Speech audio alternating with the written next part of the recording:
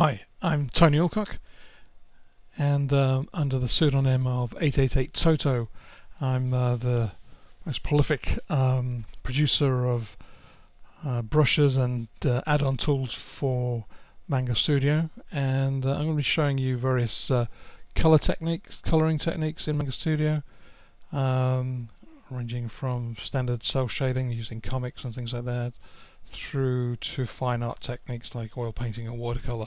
But today I'm going to concentrate just on that first one, shell shading that's used in comics. So let's make a start. So I'm going to start here with a line drawing that I've produced.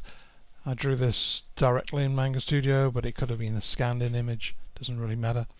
And the basic technique here is to try and color beneath the line drawing.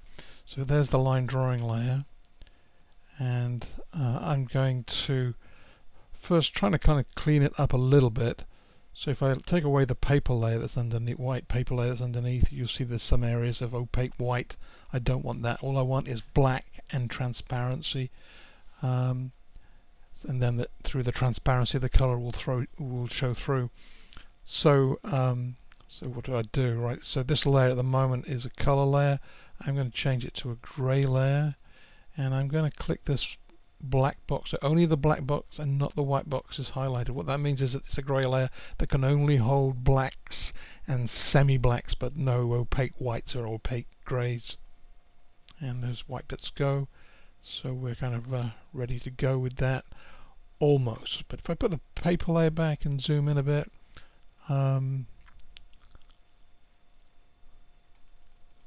you'll see that there are some semi-grey, so transparent black pixels.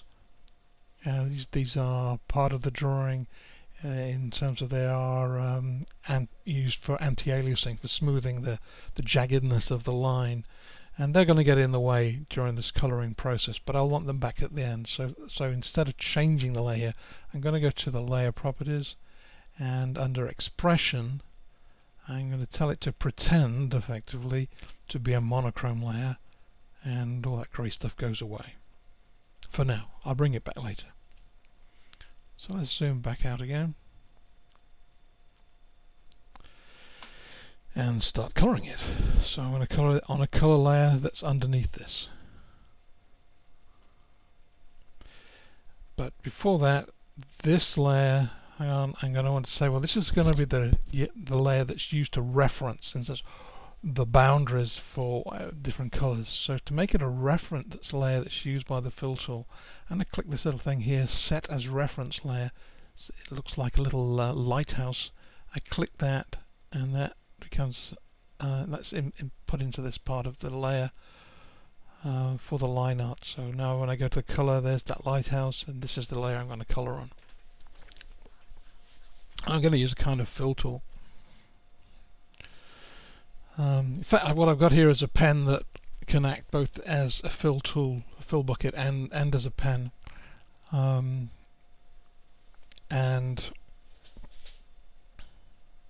I could just use the fill bucket. The fill tool in Manga Studio has something called a closed gap facility, which means that unlike other programs, when you fill an area, it's less likely to leak out into other parts of the picture, which basically means this process can be a lot faster and easier than in other programs. Let's check it out. Start off with the skin tone, maybe.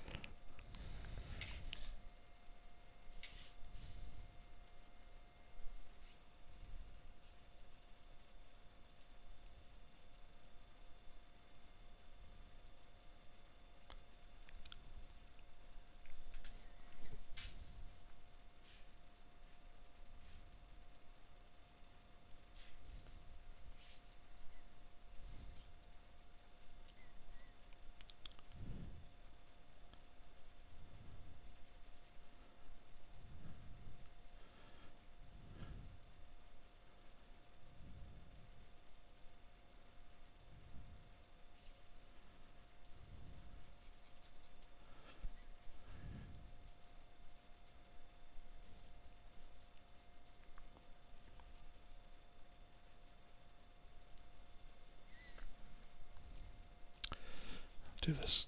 It's going to be in gloves, so I'm going to do this in a different colour. Again, I can tidy stuff up with a pen, but do most of it with the fill tool. Maybe a little bit in there.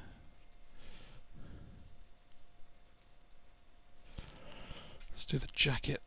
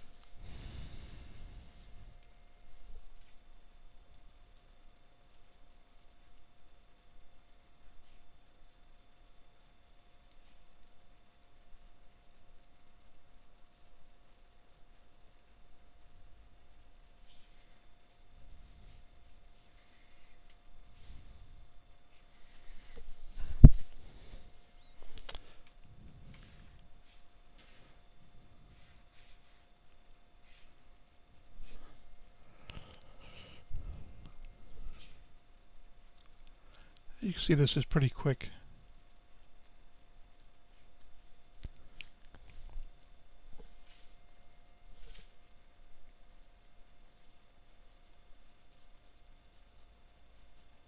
Intentionally leave a few bits of white on there. Right, and the background. Right, so the background, I'll just start off with that. Magic wand, but actually it's not done a perfect job of selecting all the background, and the easiest thing for me to do next is to go to selection and turn that background into a selection layer, and there it's turned that bit that I thought was a selection into a sort of a greeny colour, and it's created a selection layer over here that's had a green box on it. And if I need to, I can just extend areas. I can just paint over bits that are missed, or I can just use the fill tool or whatever. But I can just tidy up this stuff here, because I want all of this ultimately to be filled, and I want to later come back to this layer, so it's great I've got it saved as a selection layer. Of course, at the moment, nothing is in this is actually, there isn't a selection. Selection has been replaced by this kind of green blob, and I can get rid of the green blob by just highlighting. I'll never need to see that again.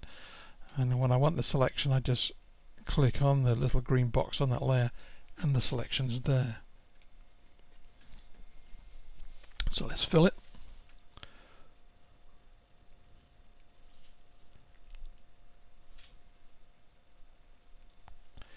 And I'm going to also put on a bit of a gradient into it as well.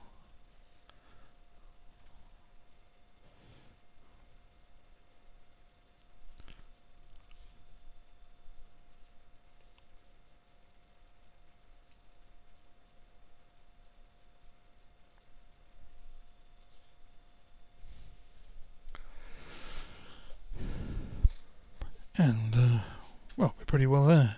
We can get rid of that expression stuff that took away the grey pixels, so that the black line is cleaned up,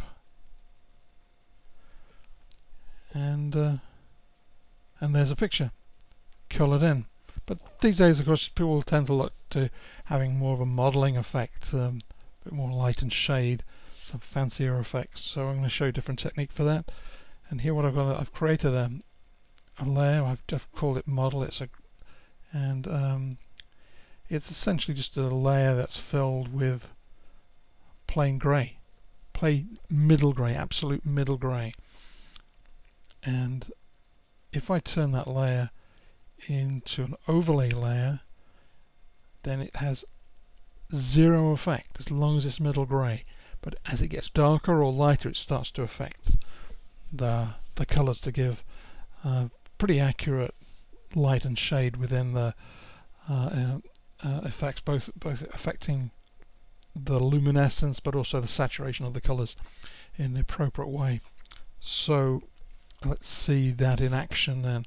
So I've got the model layer, and what I've got a series of brushes that I've created and that you can download that are for dodging and burning onto this layer. So I've got something called Blue Burn, it's quite a good one, and with that I can just shade into this to emphasize the forms and to put in the highlights and the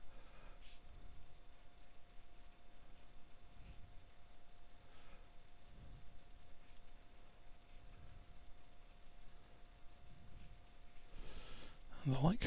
There you go. There. And again, as I say, with this program, this is very, very quick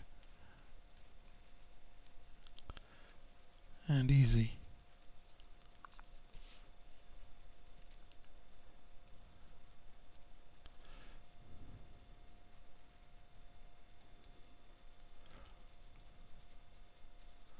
And as you see, as I run over different colours, it has a different effect. It's not as a plain thing. It automatically adjusts to the area that it's being painted on. Now with the coat, I'm going to do something a little bit more fancy. But first, let's put some highlights in. Now I've got a highlight tool here I can use like that, but that's not quite what I want. Something better than that.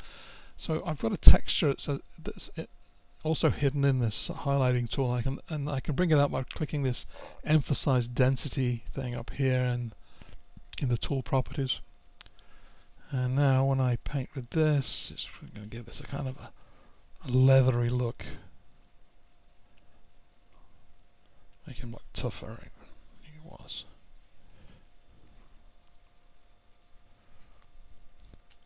I can be a bit too coarse on the face, so I'll just take that off again. On the face, maybe I'll just use it straight.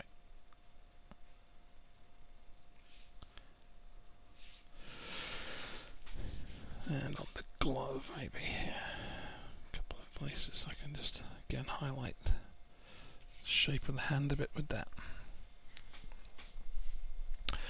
Okay. Now what about the background? No, let's do the coat first. So I want to select all of that blue coat. I'm going to try this technique to see if this works first. I've got select color gamut, and I'm going to click part of that. Nope. It's because I'm on the modeling layer. I need to have it be on the color layer. That's better. Let's try that again. Select. There it is, and that selected all those blue areas. And I'm going to replace this really with a pattern. So I'm going to go here.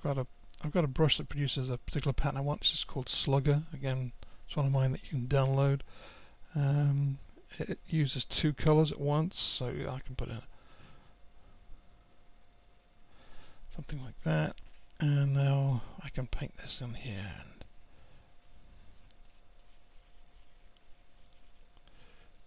I can get some fairly fancy looking jacket.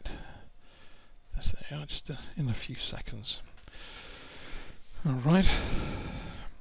But then I want to go back to this model layer, and I'm going to start adding some light and shade to that. So again, I'm going to come to these turns here. I'm going to this blue burn tool, and I can put some really very quickly emphasize the shape of this jacket.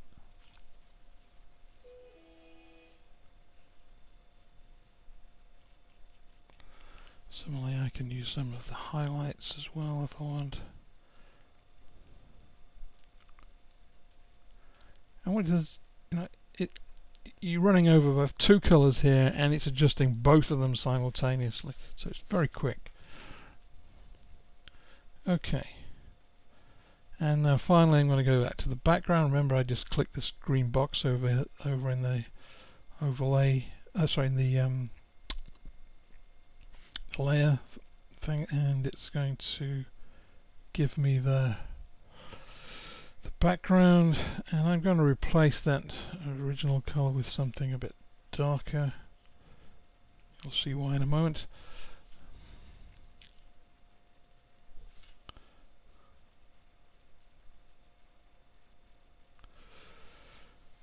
Right, and then I'm going to come back to these things, and I've got a different kind of dodge tool. This is in the shape of kind of flames, and I'm going to use this